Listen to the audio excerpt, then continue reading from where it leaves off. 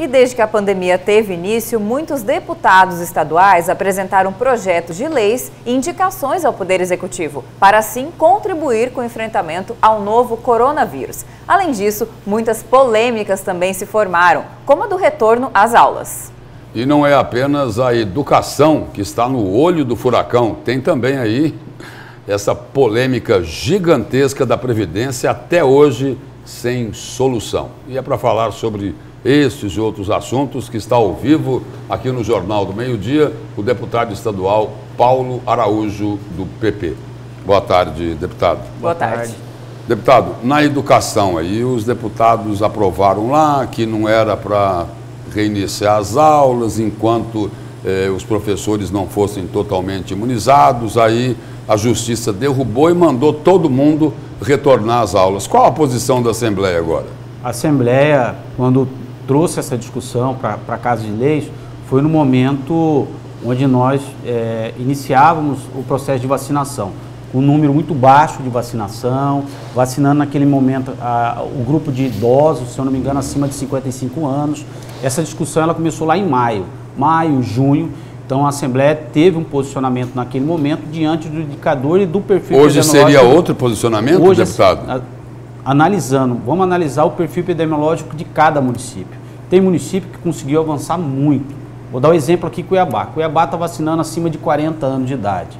Então, a discussão que se faz em torno do retorno às aulas primeiro, nós precisamos saber exatamente quais municípios contemplou, até porque a Assembleia votou um projeto dando como prioridade a vacinação de profissionais de educação, a exemplo do que fez na segurança pública, a exemplo do que fez na saúde. Então, naquele momento, os profissionais da saúde tinham prioridade, então a grande maioria foram vacinados, aí entrou a segurança pública e depois os profissionais da educação. O senhor concorda, então, deputado, com o presidente do Sintep? Ele diz o seguinte, falou aqui, olha, não deve se colocar todo mundo no mesmo balaio, né? Ou seja, os municípios têm que ter um tratamento diferenciado de acordo com a classificação de risco. É isso? É por aí?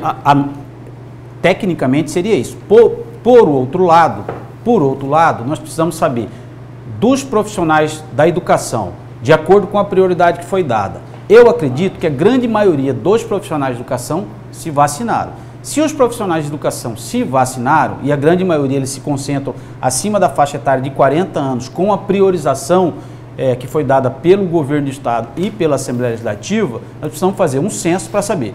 Se a grande maioria foi vacinada, não tem por que não ter o retorno às aulas. Eu não saberia te afirmar aqui qual é o quantitativo desses profissionais de educação que foram vacinados, mas que a priorização foi dada. Se foi dada a priorização, se nós temos uma faixa etária e tem municípios que estão vacinando para baixo de 40 anos, nós precisamos saber esse quantitativo para dar um retorno tranquilo à população do estado de Mato Grosso. Eu acredito que o cenário de hoje é diferente do cenário de maio e junho, quando a Assembleia Legislativa fez essa discussão.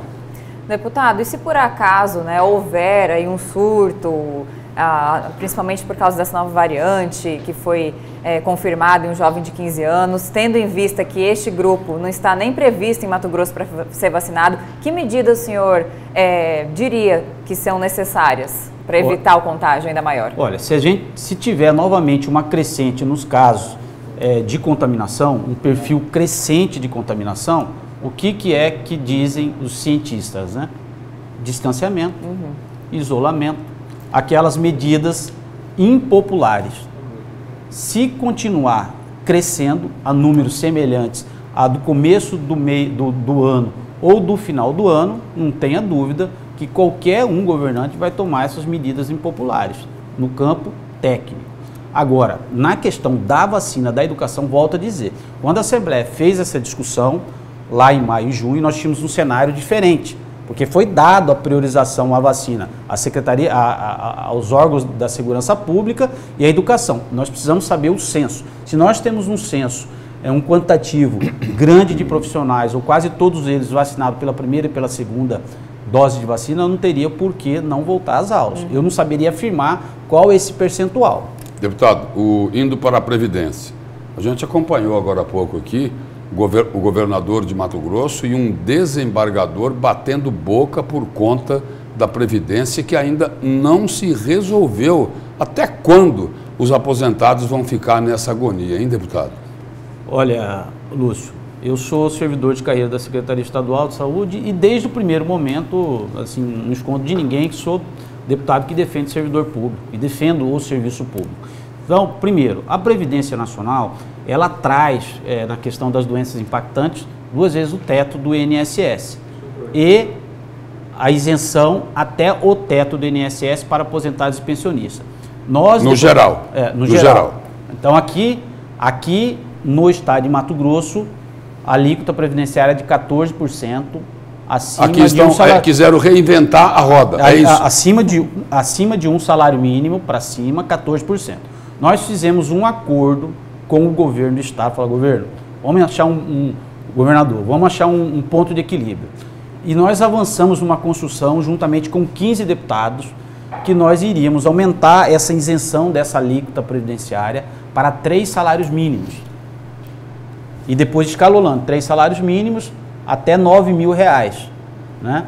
Essa foi o acordo que se costurou na Assembleia Legislativa junto com o governo. Seria um ponto de equilíbrio entre o que o governo cedeu e o que a Assembleia conseguiu avançar, né? Então, a expectativa era que, logo no retorno dos trabalhos na Assembleia Legislativa, o governo do Estado mandaria a mensagem para que nós pudéssemos votar, para evitar aquele conflito, que é de competência ou não é, por isso que foi se costurado um acordo e há uma expectativa muito grande da Assembleia Legislativa e dos aposentados e pensionistas. Não é o melhor cenário, o cenário melhor era a isenção até o teto do INSS, porém, acordo costurado, se respeita o acordo, porque quem está perdendo de tudo isso não é nem a Assembleia, não é o governo, infelizmente é os aposentados e pensionistas que recebem os menores salários, são os maiores prejudicados, porque foi o que tomou o maior tapa, podemos dizer assim. Antes não se pagava a alíquota previdenciária, quem recebia menos de 6 mil. Com a Previdência, passou-se a contribuir com 14%. E é justamente nessa parcela desses aposentados e pensionistas que a Assembleia Legislativa e o governo do Estado quer amenizar esse impacto que influenciou diretamente no orçamento familiar dessas famílias. Deputado, obrigado pela presença, pelas informações no Jornal do Meio-Dia e vamos esperar, né, que essa novela aí chegue ao fim, né? E eu estou... para a alegria, né? Ou pelo menos para que os aposentados possam ficar mais tranquilos. Entendo. Para mim, na minha avaliação, foi uma das maiores injustiças, né, cometidas aqui no estado de Mato Grosso, que foi a alíquota previdenciária dos aposentados e pensionistas. Obrigada, deputado. Eu que agradeço.